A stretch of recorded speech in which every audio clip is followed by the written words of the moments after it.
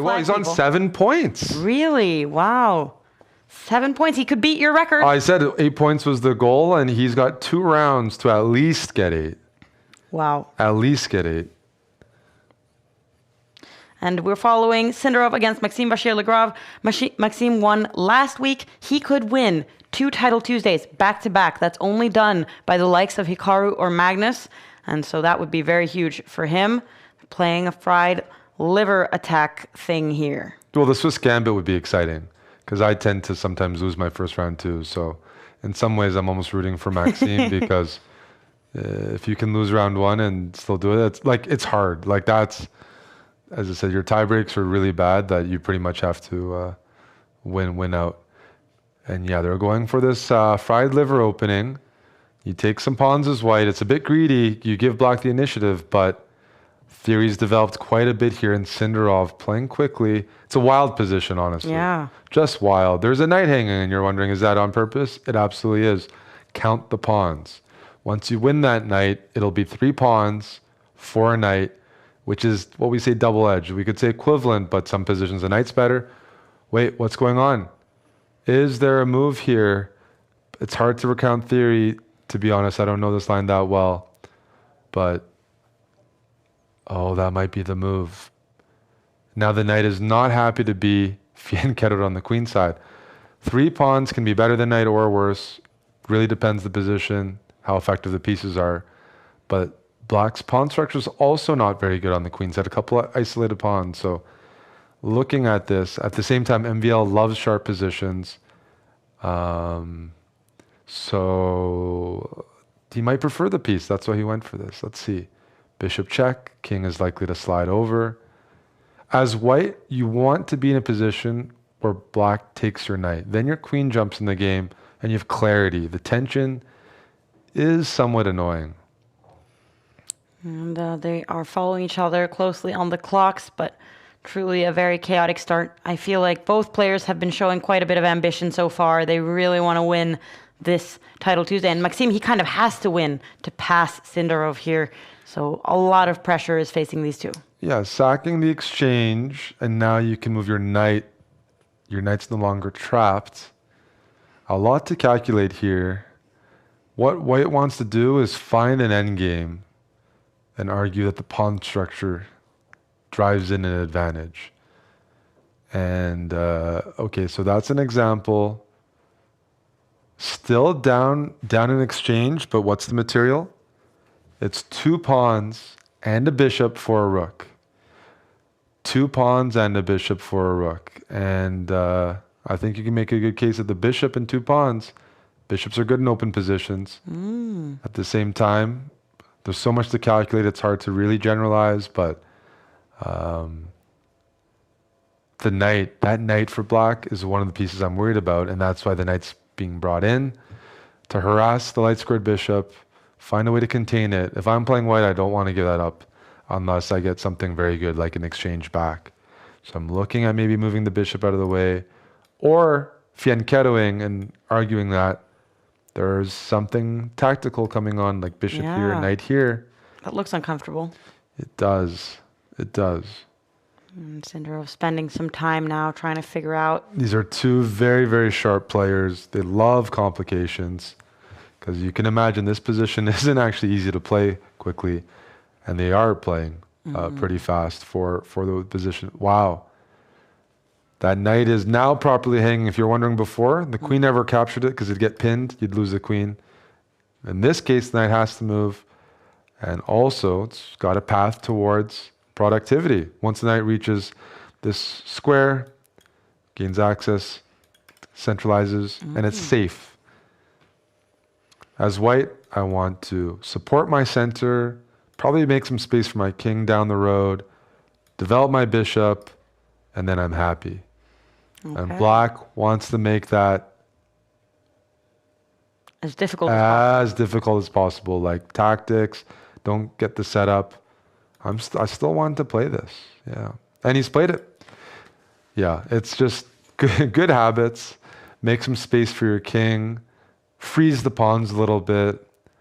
And if we talk about material, Earlier, I was saying there's 2 pawns and a bishop. Now it's only 1 pawn and a bishop. 1 pawn and a bishop for the exchange. Is that decent? It's still quite decent because it's a very good bishop. This light squared bishop, however, MBL is fighting on pretty well. King position. You can say that white's king looks safer because black has advanced the pawns a bit further.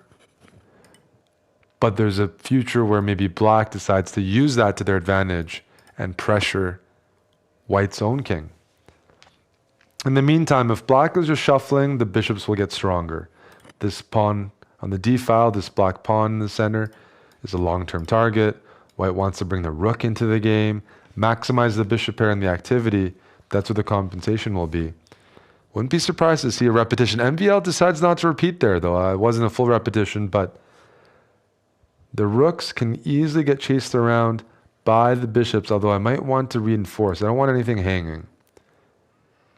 And I'm also worried about this move at some point. Not yet. Watch out for ideas where you sacrifice another exchange. And win the queen. And win the queen. But it has to be done properly because moving the bishops are good in these loose positions with open diagonals. The rooks are not at their maximum for black, so I like the bishop pair. And now white seizes that diagonal because black can't block, piles on the isolated pawn here, and things are collapsing. The liabilities are visible here. Wow. The 2 weaknesses are easily harassed by white's pieces, and oftentimes this will either lead to a material advantage for white or a significant time advantage because black has to find uncomfortable moves. I think that's a sacrifice. He's giving it back. Giving it back because he didn't like the position. Wasn't a blunder, I don't think. Wow. And Sindarov is just increasing in his advantage ever so slowly. And now... It's a pawn up for Sindarov. Pinning. That was a very risky move by Sindarov, walking into the pin. Look at the pin. Even if you grab this pawn, the rook is ready to double up behind the queen. Oh, and now he's trying to get his pawn to support his bishop. Oh, I like that move. That's a very fine move. That's a very, very fine move.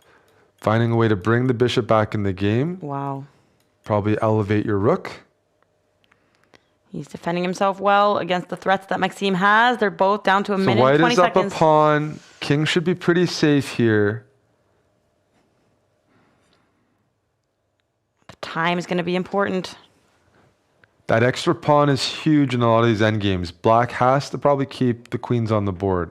The rook endgame looks pretty miserable to me because the A pawn on the edge of the board is isolated, can easily be attacked, but also these kingside pawns as well. Wow, okay. I think the rook endgame is really, really annoying. Maxime looked a little bit annoyed there. Now the rook is in a passive spot. That's the problem. The rook is passive for the rest of the game. Where is Sindarov's king going to go? You have to push again as black. You can't allow white to play this. You can't allow white to support it. No, that I don't think that can be played. I think this is lost. You're going to lose that second pawn, and there's going to be connected passers. It probably was already losing, so I'm not sure what MVL missed, but he's trying a couple more tricks. Give up one pawn and then push your own pawn down the board. Harass the king here. Time, though, is an issue for black. Material is an issue. It's going to take consecutive blunders here. 3 pawns up for Sindarov. And simply the case is the king can walk over towards the file, the E file.